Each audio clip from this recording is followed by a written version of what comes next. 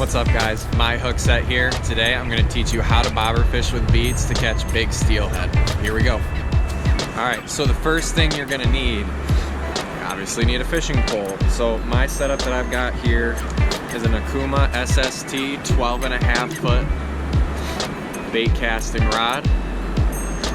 Really, I think the lowest you're going to want to go for a bead or bobber fishing setup is about 10.5 feet. The longer the pole, the more control you have over your drift as you're going, and the more natural your drift, the more likely you are to get hit. Another thing a longer pole helps you accomplish is you're able to fish different depths of water. With my setup, I can fish anywhere from 2 to 3 feet up to 12 to 15 feet because I've got a longer pole and I'm able to control a longer leader line and everything with that longer pole. So it gives you a lot of flexibility with what you can actually fish in the water you can go with. The other thing a longer pole helps you accomplish is the ability to be flexible with the type of water you're fishing in. With this setup, I can really fish anywhere from 2 to 3 feet of water up to 12 to 15 feet because I've got all that extra length in the pole to control my drift and to be able to cast a 12-foot deep setup. Next up, we have the reel. On mine, I've got a Daiwa Tatula CT reel. It's got, I think, 8 ball bearings, 7.3 gear ratio, so I can reel it in pretty quick, maximize my time out on the water. I actually am out at my lunch break. I go for about 45-50 minutes every lunch. So for me, I need to get out and I need to be able to get as many drifts through as possible to maximize my time out here. Alright, on mine I've got a Daiwa Tatula CT100 HSL. It's a 7.3 gear ratio. I think it's got 8 to 10 ball bearings, which is key. You need a strong reel for these fish with a really strong drag system. Just because they do run so much, it really allows you to be able to control your drift, control the fish, wear it out, and give yourself the best shot at catching it. The other thing it helps you accomplish by having a bait caster is when you're drifting, you're just open spooling it and thumbing the spool. So as soon as you see that bobber go down, you just drop your thumb, set the hook, and start reeling. Versus a spinning reel, you have to cup the reel, flip the bail, hope there's no slack. There's a lot more room for error, so with a bait caster, it makes it as simple as possible. Alright, next up is the line. My backing on this, I'm running 30-pound braid down to my weight leader. Goes down to about 20-pound fluoro, and that's tied off to my 2 hooks where I've got 14-pound fluoro. So basically I'm stepping it down because there's a lot of snags in the river. You're always going to be losing gear, so for me to try and minimize that, I step it down. So at the very least, I know I'm not losing my bobber. The chances of me losing my weight, it's definitely possible. It doesn't happen a lot, and on the off chance that I don't, it allows me to only lose my hooks, which I've got all these hook leaders already pre-tied, so if I do break off, I've got another one ready to go. I'm maximizing my time out on the water, and I'm minimizing the amount of gear that I'm going to lose, which in the end saves us all some money. Alright, so the bobber that I'm running is a 15-gram Raven bobber. It's a sliding bobber, so I've got the 2 rubber caps on it, which allow me to slide the bobber up and down to adjust for the depth. I think 15 grams is really the best size. It's big enough that it's visible to you, not big enough that it's huge, and if you get a bite, this is going to go down, versus if you have a bigger bobber, you might see it twitch. It might not go all the way down depending on how big the fish is. I've got the barrel swivels. I'm using micro swivels, so these are real small. And basically my thought behind that is I want the smallest presentation going through when I'm fishing for these steelhead. So these small, I have 2 of them tied off with my 20-pound fluoro. I have a 1/2 ounce weight that's sliding with 2 beads on it to protect my knots. And basically I keep these pre-tied, so if I do break off, I've got another one ready to go. I'm back on the water as soon as possible. And like I said, the 20-pound, stepping it down from the 30 allows me to not break off as many weights and not to break off as many hooks, so it limits the amount of gear that I'm going to lose when I'm out fishing. Alright, so next we have my leaders that I tie for the bead fishing. I usually try and do about 2 to 3 feet up to my first bead. And the rule of thumb with the beads is you want them about 2, maybe 3 fingers from the hook. And what this does is as your bobber and as your beads are running along the bottom, when that fish latches onto the bead, I'm setting the hook and it's going right into the corner of its mouth. So I'm getting as good of a hookup as possible when it's taking the bead. If I have that bead all the way down here, depending on if it grabs it short or where it hits it, it might not end up in the right spot in its mouth. I might end up losing the fish, so you want to have it roughly 3 fingers above your hook to give you the best shot. So the beads I use are Great Lakes Steelhead Company and model beads. I get them at my local bait shop. They have all kinds of different colors. There's all kinds of colors that work well. I've got a light green that's kind of see-through here, and my other one I've got a darker red that's a little washed out with white. These have always been solid colors for me. Other colors, an orange, a washed out orange is always solid. That's always been a great producer. Or pink, you just kind of have to test it out, see what's working, what color are they hitting, because they can turn on to one color and that'll be the only thing they'll hit. So sometimes you just got to switch it up to try and figure out what they're eating today. So you can see I've got the bead there, and I'm able to slide this up and down so it stays put where I need it to. You can get these little rubber pegs, and I'm trying to get it as close as you can.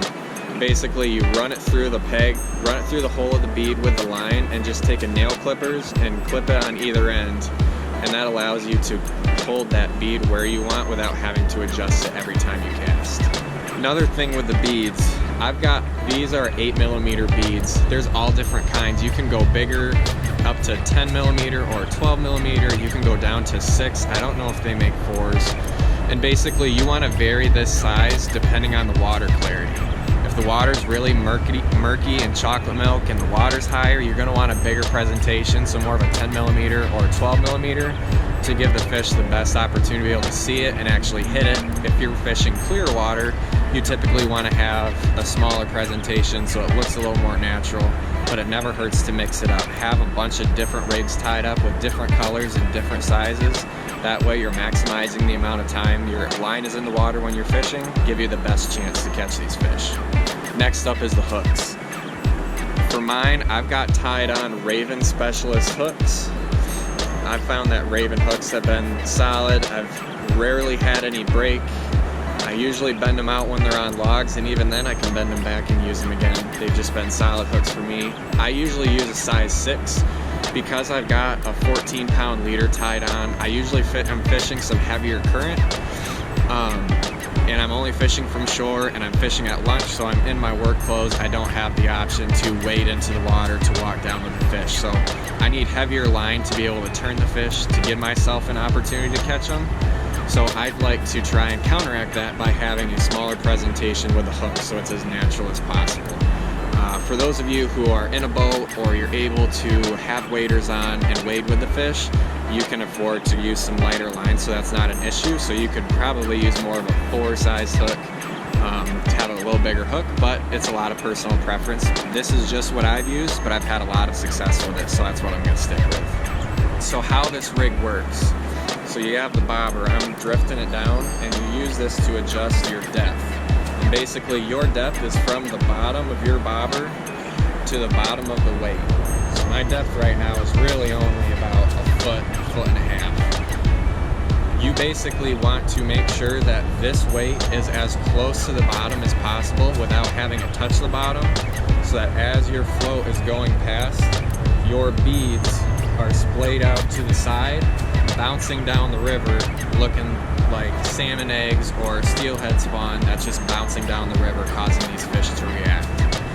So depth is the big key with this. You really want to have your depth set right. Since these fish are usually on the bottom, you want to make sure your beads are as close to the bottom as possible to give yourself the best opportunity to hook them. So the big thing you want to notice, as your bobber is drifting by, if it's leaning forward, that means this weight is dragging on the bottom and you're not going to get a smooth drift. So if that's the case, you are set too deep, you want to shallow it up, slide it down a little bit, and you want to get to that point where it's just floating down nice and smooth. Then you know your beads are along the bottom and running how they should to give you the best chance to get hooked up and get that big steelhead that we're all looking for. Alright guys, so that's my setup. This is how I like to do it. There's a lot of different ways that you can do it. If you have a different way that you like to do it, comment down below. Let me know what tweaks you like to make to your system to catch these fish. Or if there's something I'm missing, comment down below. Let's get out on the river and I'll show you how I fish this setup and what you need to remember to try and catch these big fish.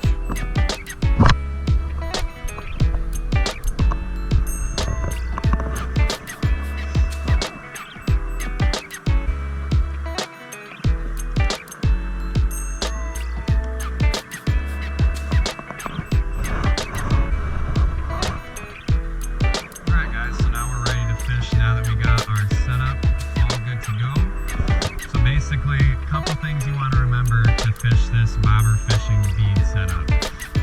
When I'm casting, I try and cast 10-15 feet above myself because those beads they're weightless, so they don't automatically sink. They take a little bit of time to go down. So I like to cast a little bit ahead of where I'm at, above where I'm at. So by the time it reaches parallel with where I am, I know my beads are floating along the bottom. And then the next thing I like to do is, you'll see once I cast this, I like to pull my whole setup upriver a tad. And what this does is it gives my beads time to get out in front of my weight. So the first thing these fish are seeing as it's drifting through is my bead setup instead of my weight. So it gives you the best chance to get hooked up. So we're going to go ahead and cast here. Alright, so I'm going to cast this out above where I'm standing here.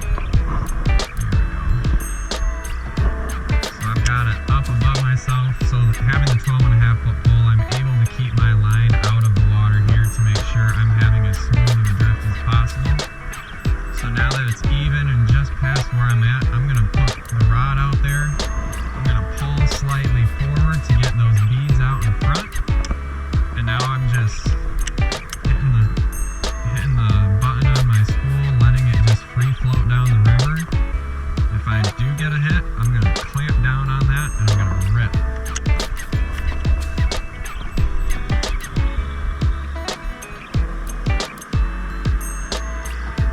So how far you let your line drift back is kind of a personal preference. Basically, by the time you get far enough back, you're really going to it's going to be a lot more, you've got a lot more line out, you're going to have a lot more difficult time setting the hook and actually getting to have something stay pinned. So you kind of want to balance hitting the spot you're looking for, with also not letting too much line out, giving yourself the best shot to get a solid hookup. Another reason having a longer pole is good, like I said before, it allows you to keep your line up out of the water. So if I'm letting my line go out, free schooling it and just letting it stay on the water, I'm going to get this big curve of all this extra line that's going to be going out to my bobber. So when I go and set that hook, you'll see it, the bobber kind of goes around the curve because I've got all that line that it has to pick up before I'm getting any pressure on the bobber.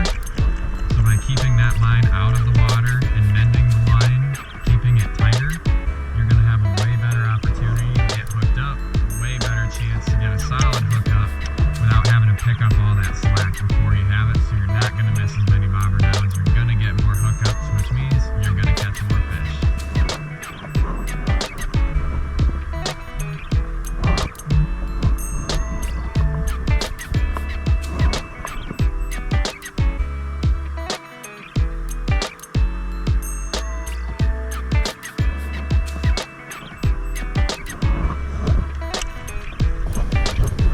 Last thing I want to touch on in this video is how you want to work the water that you're fishing.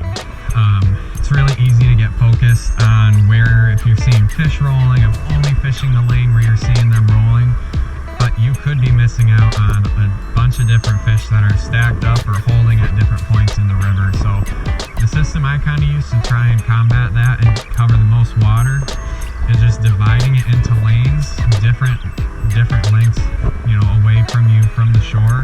And I'm going to drift this first lane 5 times, and then I'm going to cast 3 feet farther out and drift that lane 5 times, and then drift another 3 feet out. And that way I'm working this whole stretch from me down to that rock, giving myself the best opportunity to get hooked up. Alright, I'm going to throw it a little farther out so I don't get to an area that's going to snag bottom. Cast it, I'm mending my line, getting those beads out in front. Keeping my line out of the water, making sure I'm having a smooth drift. Just letting the spool go out by itself. Just waiting for that bobber down.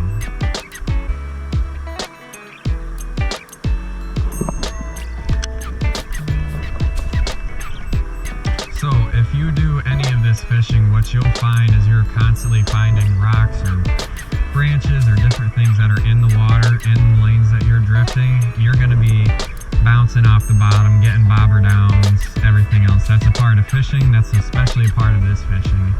The hard part and what you need to stay focused on is, even if you know that that spot holds a snag and you adjust your depth, always swing on a bobber down, because I have lost many fish when I get just lackadaisical, kind of down, like, man, I've been out here for this long, I haven't caught a fish, or nope, I've snagged up 3 times, it's that same spot. Who knows, that 4th time could actually be a fish with a fish holding right behind the snag, or you adjusted your depth just right so it's going through that same lane a little different. Alright, this is going to be the last drift. See if we can get some of that last cast magic here with that buzzer beater.